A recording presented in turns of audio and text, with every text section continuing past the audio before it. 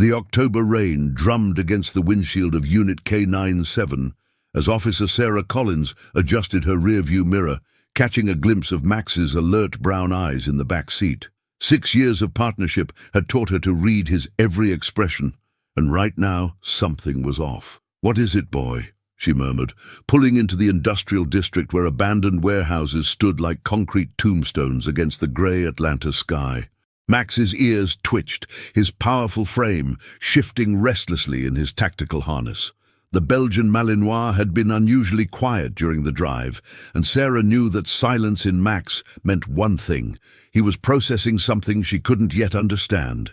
Dispatch had called it a routine noise complaint. Residents in the nearby apartment complex reported strange sounds coming from the old Meridian storage facility, sounds that occurred only at night, always around 2 a.m. Tonight, Sarah and Max were the first unit available to investigate. As they approached the chain-link fence surrounding the property, Sarah felt an odd chill that had nothing to do with the October weather. The building loomed before them, its broken windows like dead eyes staring into the darkness. Graffiti covered the lower walls, and weeds pushed through cracks in the concrete. "Probably just kids looking for a place to party," Sarah said aloud, more to convince herself than Max. But her partner's body language told a different story. His muscles were coiled tight, nostrils flaring as he caught scents she couldn't detect. Sarah grabbed her flashlight and checked her radio.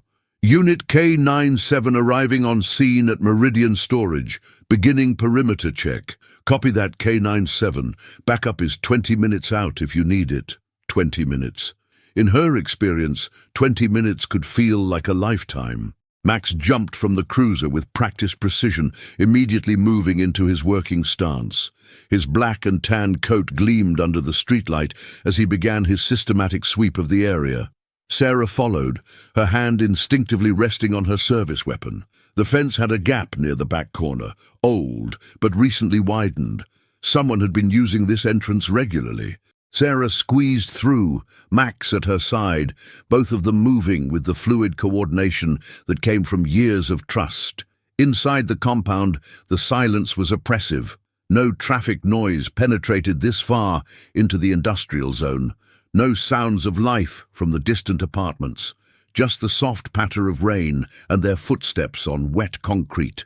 Then Sarah heard it. "Please, don't leave me." She froze, hand moving to her radio. "Hello, Atlanta PD, is someone there?" The words had been clear, desperate, but there was no echo, no direction. It was as if the voice had come from inside her own head. Max whined softly, pressing against her leg. His ears were pinned back, but not in fear, in confusion. He was picking up on her sudden tension. "Did you hear that?" she whispered to him, feeling foolish even as the words left her mouth. Max tilted his head, those intelligent eyes searching her face.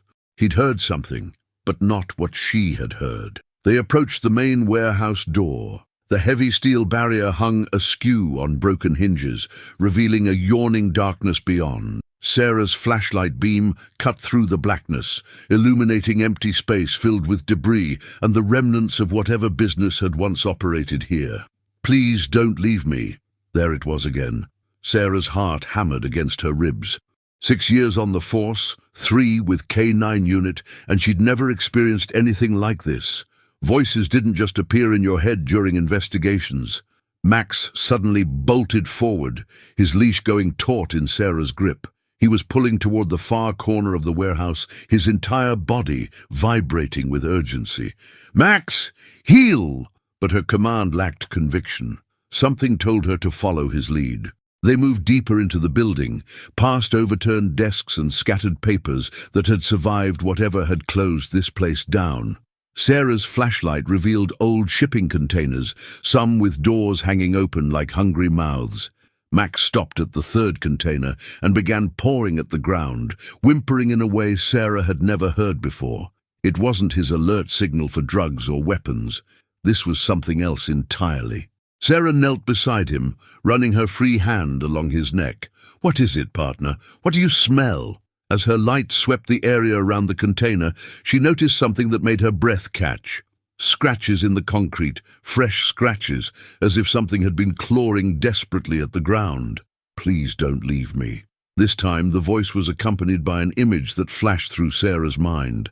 A child's eyes, wide with terror and pleading. But there was no child here. There was no one here at all. Max began to dig, his powerful paws scraping at loose dirt that had somehow accumulated in this concrete wasteland. Sarah aimed her flashlight at the spot, and her heart nearly stopped. There, barely visible beneath the surface, was the edge of something that looked like fabric. Small fabric, child-sized fabric. Sarah's radio crackled to life. K97, status report. With trembling fingers, she reached for the radio, her eyes never leaving the partially buried fabric that Max had uncovered. Whatever was happening here, whatever was calling to her in that desperate voice, they were about to find answers, and Sarah wasn't sure she was ready for them. Sarah's hand hovered over her radio as Max continued digging, his movements becoming more frantic with each passing second. The fabric beneath the dirt wasn't moving. Whatever it was, it had been here for a while. K97, requesting immediate backup and forensics team at Meridian Storage. Sarah spoke into her radio, her voice steadier than she felt. Possible evidence of a crime scene. Copy that. ETA 15 minutes. 15 minutes to process whatever they were about to uncover. Sarah gently pulled Max back from the dig site, but he resisted, whining and pawing at the ground. "Easy, boy. Let's preserve the scene," but Max wasn't focused on the buried fabric anymore. His head had snapped toward the shipping container behind them, ears pricked forward, body rigid with attention. A soft sound had emerged from within, so quiet Sarah almost missed it. A whimper, weak but definitely alive. Sarah approached the container cautiously, flashlight raised. The metal doors were partially open, revealing a dark interior filled with what looked like old shipping materials. She called out softly, "Atlanta PD, if someone's in there, I'm here to help." The whimpering stopped, replaced by the sound of something moving deeper into the container's shadows. Max pushed past Sarah, his training momentarily forgotten as instinct took over.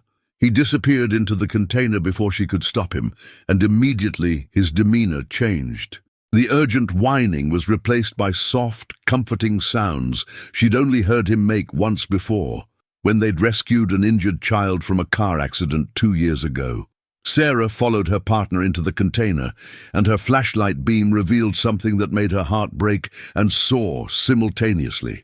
Huddled in the far corner, pressed against a pile of moldy cardboard, was a German shepherd puppy. He couldn't have been more than 4 months old, his dark coat matted with dirt and what looked like dried blood. One front paw was held at an awkward angle, clearly injured, and his ribs showed through his thin fur. But it was his eyes that nearly undid Sarah completely. Large, intelligent, and filled with a terror that no young animal should ever know. They were the same eyes she'd seen in her mind when the voice pleaded with her. "Please don't leave me." The voice came again, but this time Sarah understood. It wasn't coming from outside, it was coming from within her, her subconscious somehow connected to this puppy's desperate need. "Oh, sweetheart," Sarah whispered, crouching down slowly. "What happened to you?"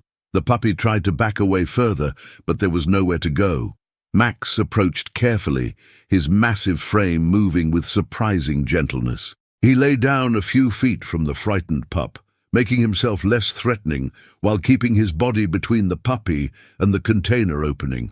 Sarah had seen Max work with traumatized animals before, but never like this. He was moving with an almost parental protectiveness, soft whuffs and gentle movements designed to show the puppy that he was safe. "That's it, Max. Show him we're the good guys." The puppy's eyes darted between Sarah and Max, calculating. He was smart. German shepherds always were, but trauma had made him wary of any contact. Sarah noticed a collar around his neck, too big for his small frame, with something hanging from it. Dog tags. Moving slowly, Sarah reached into her tactical vest and pulled out the emergency protein bar she always carried. She broke off a small piece and held it out, not moving closer, just letting the puppy smell it. The effect was immediate. The puppy's nose twitched, and Sarah could practically see him war with himself. Hunger versus fear, need versus survival instinct. Hunger won. He crept forward on his belly, favoring the injured paw, until he was close enough to snatch the food from Sarah's fingers. As he ate, Sarah got her first good look at the dog tags. "Buddy," she read aloud, "and there's an address." The puppy, Buddy, looked up at the sound of his name, and for a moment, hope flickered in those dark eyes. But when he realized the voice wasn't the one he was waiting for, the hope died. "Please don't leave me." This time, Sarah was certain the voice was her interpretation of Buddy's thoughts, her mind somehow translating his emotional state into words. It should have seemed impossible, but after 6 years with Max, she'd learned that the bond between human and dog could transcend normal communication. "We won't leave you, Buddy," she said softly, "but we need to get you help." She keyed her radio again. "Dispatch, add animal control to my backup request. We have an injured puppy that needs immediate veterinary attention." "Copy that. K9 to 7. Max had inched closer to Buddy, and now the two dogs were almost touching. The size difference was startling. Max's head was larger than Buddy's entire body, but the gentleness in Max's approach was remarkable. Sarah watched as Max carefully began to groom the puppy's head, his tongue cleaning away dirt and dried blood. Buddy submitted to this attention, and for the first time since they'd found him, some of the tension left his small body. "You're safe now," Sarah murmured, though she wasn't sure if she was talking to Buddy or herself. Outside, she could hear vehicles approaching. Backup, forensics, animal control. Soon this container would be flooded with people, lights, and activity. But for now, in this quiet moment, Sarah felt something shift inside her chest. She thought about the buried fabric Max had found, about whoever had once cared for Buddy enough to give him a name and dog tags. Something terrible had happened here, and this puppy was either a witness or a victim, possibly both. But he was alive. Against all odds, in this forgotten place, he had survived. Max looked up at Sarah, and in his eyes she saw a reflection of her own thoughts. They weren't just dealing with a case anymore. They were dealing with a rescue that would change all their lives. The sound of car doors slamming echoed through the warehouse. Sarah heard footsteps and voices approaching. The investigation was about to begin in earnest. "Ready, partner?" she asked Max. He gave a soft woof in response, then turned back to Buddy, who was now pressed against Max's larger frame, seeking comfort and warmth. Whatever they were about to uncover, they would face it together, all three of them. The veterinary clinic's fluorescent lights hummed overhead as Sarah paced the waiting room, her boots squeaking against the polished floor. Through the examination room window, she could see Dr. Martinez working on Buddy while Max sat perfectly still beside the treatment table, as if he understood his presence was crucial to the puppy's recovery. "The paw fracture is clean," Dr. Martinez had told her an hour ago. "It'll heal well with proper care. But the malnutrition and dehydration suggest he's been alone for at least 2 weeks, maybe longer." 2 weeks! Sarah's jaw clenched as she thought about a 4-month-old puppy surviving that long in an abandoned warehouse, injured and alone. Her phone buzzed. Detective Ray Morrison, her usual liaison on K9 cases. "Collins, forensics finished at the warehouse. You're not going to like this." Sarah sank into a plastic chair, suddenly exhausted. "Hit me." The fabric Max found. It was a child's shirt, size small, maybe 6 or 7 years old. No body, but there's enough blood evidence to suggest serious trauma occurred at that location. The world seemed to tilt slightly. Sarah gripped the phone tighter. "How long ago?" "Lab estimates 3 to 4 weeks. The shirt had a name tag sewn inside. Tommy Chen, age 7. Sarah closed her eyes, and suddenly she was 8 years old again, huddled in her own hiding place, while her father's voice echoed through their trailer home. "Where are you, Sarah? Daddy's not done talking to you yet." "Collins? You still there?" She shook off the memory. "Yeah, what about the address on Buddy's tags?" "That's where it gets interesting. 1247 Oakwood Drive. Belongs to Linda and Marcus Chen. They reported their son Tommy and the family dog missing 3 weeks ago." The pieces clicked together with sickening clarity. Tommy Chen and Buddy had been together when whatever happened at the warehouse occurred. Somehow, Buddy had survived. Tommy had not. "I need to talk to the parents," Sarah said. "Already arranged. They're meeting us at the station in an hour." "Sarah," Ray's voice softened. "You sure you're okay to handle this? Child cases always hit you harder than most." "Because I was one of those children once," Sarah thought, but didn't say. "I'm fine. Max and I will be there." 45 minutes later, Sarah stood outside interview room 2, watching through the one-way glass as Linda and Marcus Chen sat rigid in their chairs. Linda's eyes were red-rimmed from crying, while Marcus stared at the table with the hollow expression of someone who'd already accepted the worst possible news. Max pressed against Sarah's leg, sensing her emotional state. She ran her fingers through his fur, drawing strength from his steady presence. "You ready for this?" Detective Morrison asked, joining her at the window. Sarah nodded, though her stomach churned. These conversations never got easier, but they were necessary. "What do we know about the family situation?" "Clean records. Both parents. Marcus works construction, Linda's a nurse at Grady Hospital. No history of domestic violence, no financial troubles.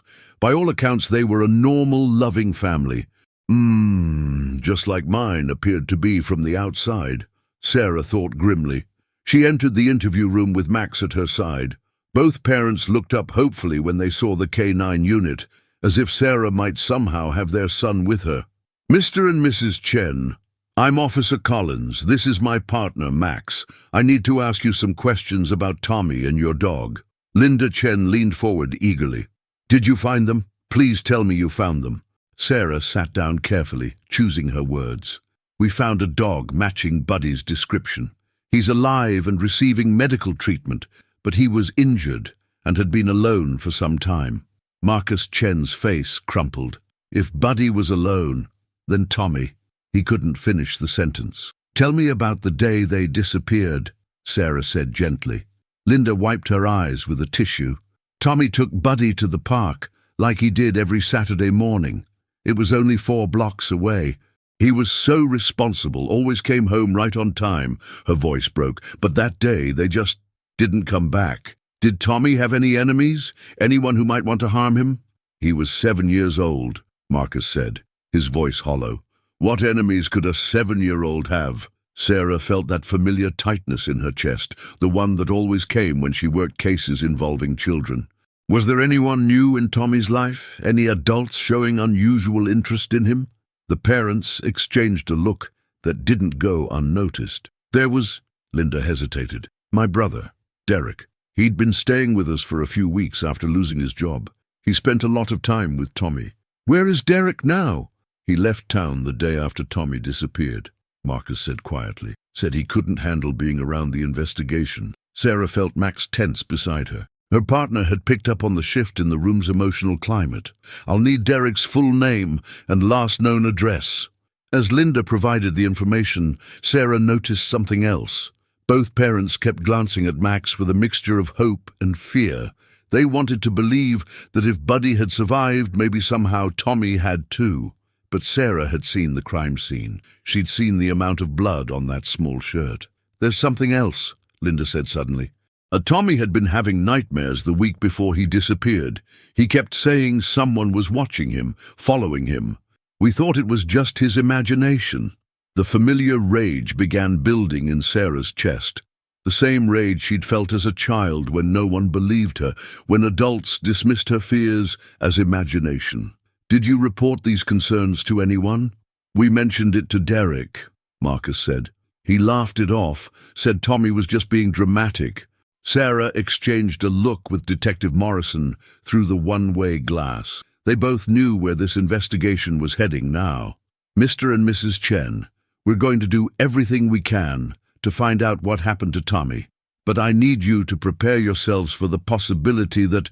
She couldn't finish the sentence either. Linda Chen began sobbing quietly, and Marcus wrapped his arms around her. Sarah felt Max lean heavier against her leg, offering silent support. As they left the interview room, Detective Morrison pulled Sarah aside. We've got a bolo out on Derek Chen. And Sarah, that look in your eyes, I've seen it before. Don't let this case consume you. But as Sarah looked back through the window at two parents whose world had been shattered, she knew it was already too late. This case wasn't just about Tommy Chen anymore. It was about every child who'd ever been failed by the adults who were supposed to protect them. The abandoned trailer park on the outskirts of Atlanta looked like a graveyard for broken dreams. Sarah's cruiser crunched over gravel and debris as she followed the GPS coordinates to Derek Chen's last known address. Max was alert in the back seat, sensing the tension that had been building in Sarah for the past 24 hours. They tracked Derek through a series of odd jobs and temporary addresses, finally landing here, Sunset Mobile Home Community, where the only sunset was the one on people's hopes. Unit K97 in position, Sarah radioed. Target trailer is number 47. No vehicle visible. Copy that. Backup is 2 minutes out. 2 minutes felt like an eternity. Sarah studied the dilapidated trailer through her windshield. The windows were covered with aluminum foil, and trash bags were piled against the front steps.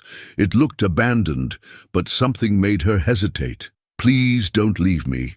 The voice was back, stronger than ever, and this time it brought with it a flood of images. Tommy's terrified face, Buddy trying to protect his young master, the desperate attempt to hide in the warehouse.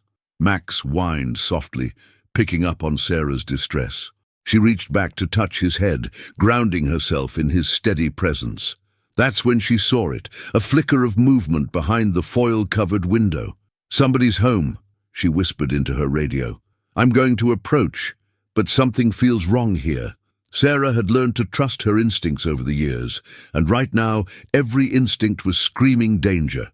She checked her weapon and approached the trailer with Max at her side. The front door was barely hanging on its hinges. Sarah knocked loudly. "Derek Chen, Atlanta Police, we need to talk." Silence. "Mr. Chen, we're here about Tommy and Buddy. We know you're inside." A crash came from within the trailer, followed by the sound of running footsteps. Max immediately went into alert mode, his body coiled for action. "He's running!" Sarah keyed her radio as she moved around to the back of the trailer. Derek Chen burst through the rear door, a thin man in his 30s, with wild eyes and clothes that hadn't been washed in weeks. When he saw Sarah and Max, he skidded to a halt. "Stay back!" he shouted, pulling something from his jacket. Sarah drew her weapon, muscle memory taking over. "Drop whatever you're holding, now!" But it wasn't a weapon in Derek's hand, it was a photograph. Even from a distance, Sarah could see it was a picture of a young boy with a German Shepherd puppy. "You don't understand," Derek babbled, his voice breaking. "It wasn't supposed to happen like that. Tommy wasn't supposed to fight back." The confession hit Sarah like a physical blow.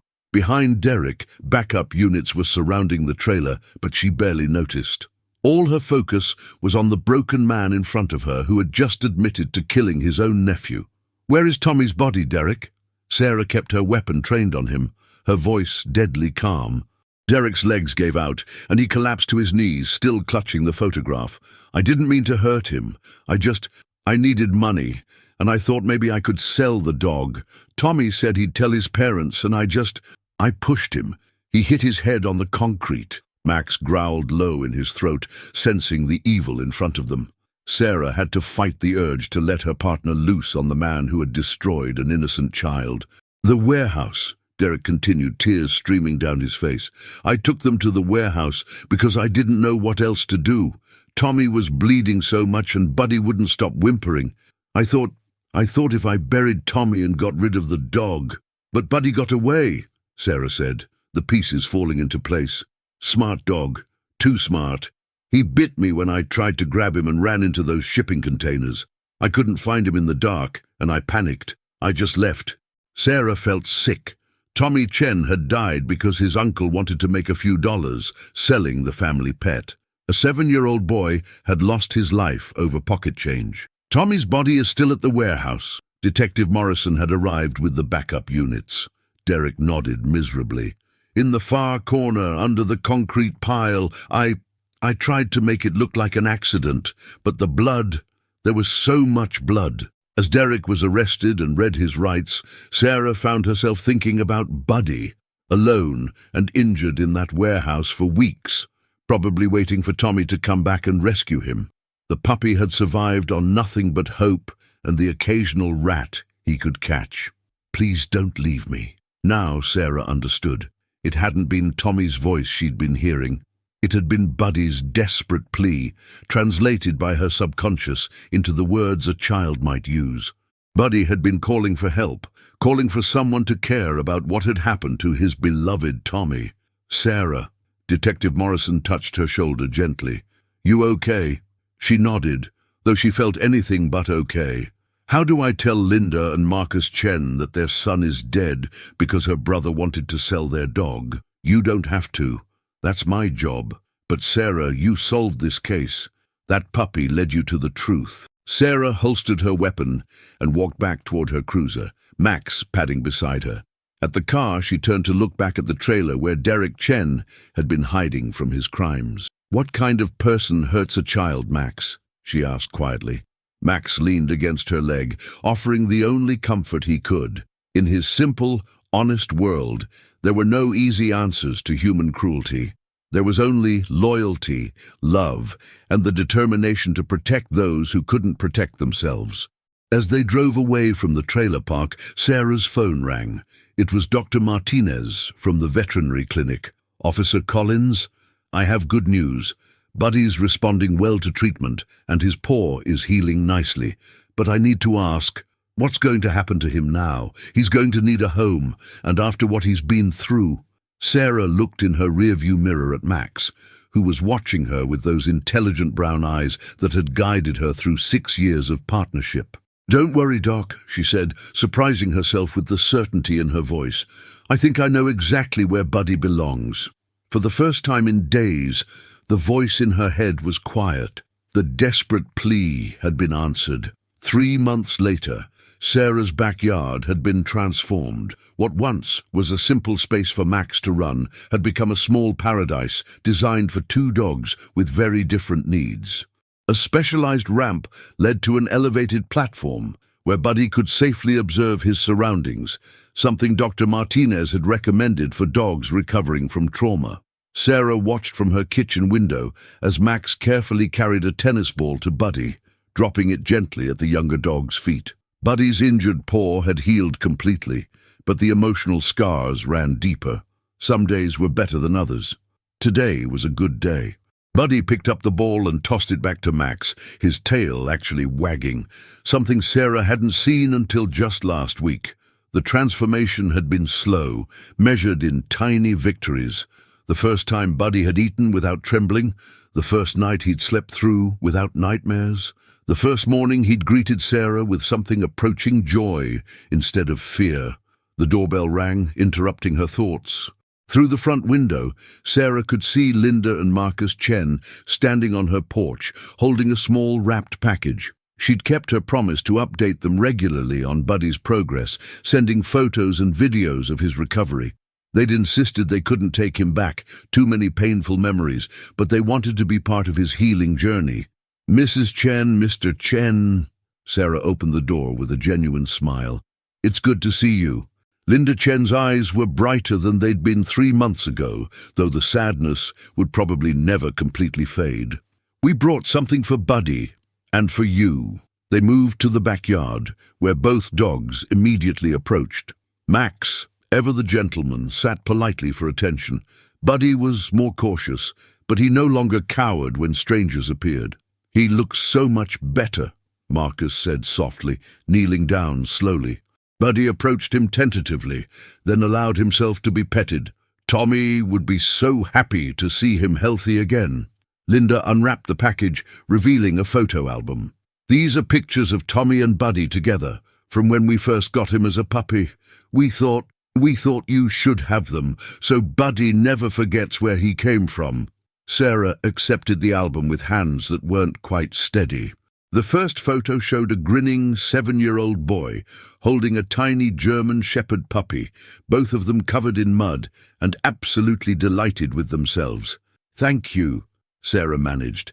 "This means everything." As the Chens said their goodbyes, Linda pulled Sarah aside. "Officer Collins, what you did for our family, finding the truth about Tommy, saving Buddy, giving him a home. There aren't words." "He saved me too," Sarah replied, surprising herself with the admission. "In ways I'm still figuring out." After the Chens left, Sarah sat on her back deck, photo album in her lap, watching her two dogs play. Max had appointed himself Buddy's protector and mentor, teaching him that not all humans would hurt him, that home was a place where you were safe and loved. Her phone buzzed with a text from Detective Morrison.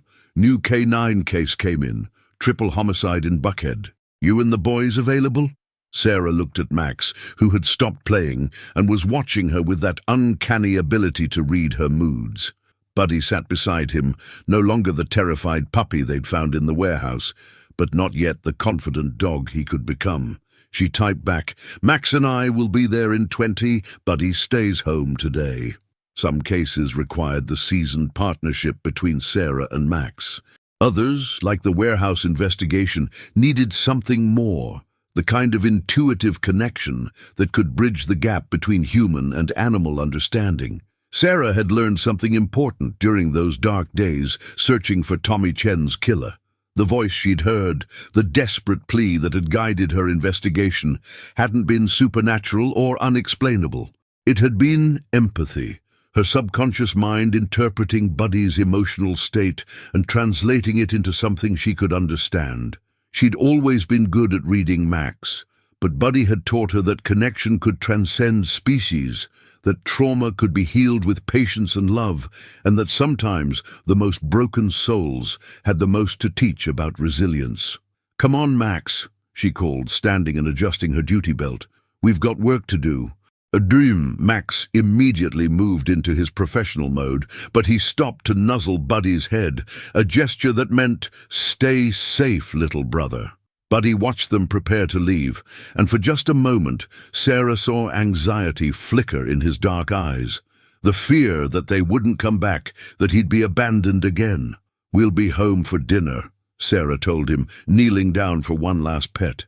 "I promise, no one's leaving you behind ever again." As if he understood every word, Buddy's tail wagged once, and he settled onto his favorite spot on the deck to wait for their return.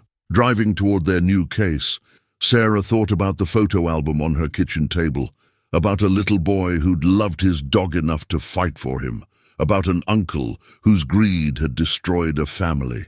Some stories ended in tragedy, but others, like Buddy's, ended in redemption.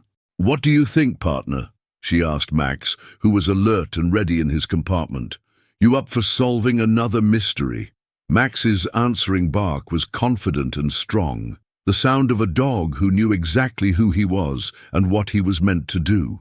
Behind them, in a backyard filled with toys and love, a young German shepherd settled in to wait for his family to come home. The voice that had once pleaded, "Please don't leave me," was finally, blessedly silent. Some prayers, Sarah had learned, were answered not with words, but with actions, not with promises, but with presence.